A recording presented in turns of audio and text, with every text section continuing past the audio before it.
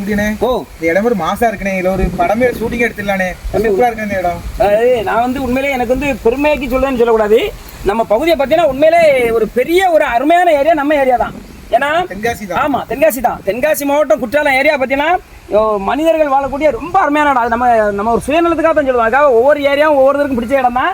ஏன்னா நமக்கு வந்து பார்த்தீங்கன்னா இந்த அக்னி நட்சத்திரத்தை ஆரம்பிக்க 30 நாள் மட்டும் தான் நம்ம வெயில் இருக்கும். மீதி நாள் பார்த்தீங்கன்னா சூப்பராக இருக்கும். இப்போலாம் பார்த்தீங்கன்னா நீ வந்து கொடைக்கானல் போனால் குளிர்ச்சி அதிகமாக இருக்கும், மற்ற ஏரியா போனீங்கன்னா வெயில் அதிகமாக இருக்கும். கொடைக்கானல் மாதிரி தான். ஆமாம், இது வந்து கொடைக்கானல் மாதிரி இருக்கும், அருமையாக இருக்கும். பார்த்தியா, தென்றல் காற்று, சாரல் மலை, குற்றாலத்தில் மூலிகை உள்ள காற்றுகள், பார்த்தியா இயற்கை விவசாயம் அருமையாக இருக்கும். வந்து பார்த்தீங்கன்னா இப்படிப்பட்ட பூமியிலலாம் நாம் வாழ்றதுக்கு மாதத்துக்கு 2 லட்சம் 3 லட்சம் சம்பளம் வாங்குறது கூட பெருசு கிடையாது. சரியா, இது அருமை. நம்ம வந்தோமா, தோட்டத்துக்கு வந்தோமா, ஒரு காற்றை ரசிச்சோமா, அப்படியே ஒரு டைம் பாஸ் பண்ணோமா, எந்தவித கவலையுமே இருக்காது. அவ்வளோ ஒரு அருமையாக இருக்கும். வயல்வெளியில் அதான் நிறைய பேர் கேட்காங்க, ஐடி கம்பெனியில் 3 லட்ச ரூபா 4 லட்ச ரூபா சம்பளம் வாங்குறாங்க, அவங்களுக்கு கூட பார்த்தீங்கன்னா பெரிய நிம்மதிகள்லாம் இல்லைன்னு சொல்லுவாங்க. அதனால தான் நாங்களும் விவசாயிடம் வரட்டுமா அப்படிம்பாங்க.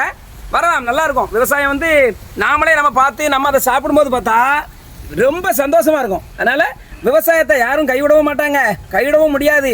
அதனால் விவசாயம் பாருங்கள், நல்லா இருக்கும். வாழ்த்துக்கள்.